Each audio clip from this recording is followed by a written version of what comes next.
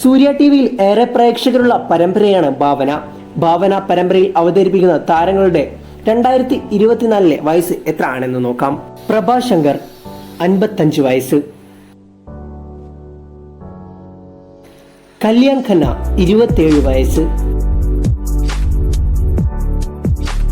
ദേവി ചന്ദന 41 വയസ്സ്,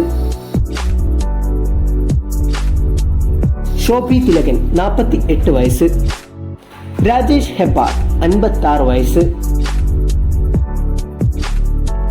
പിങ്കി കണ്ണൻ 31 വയസ്സ്,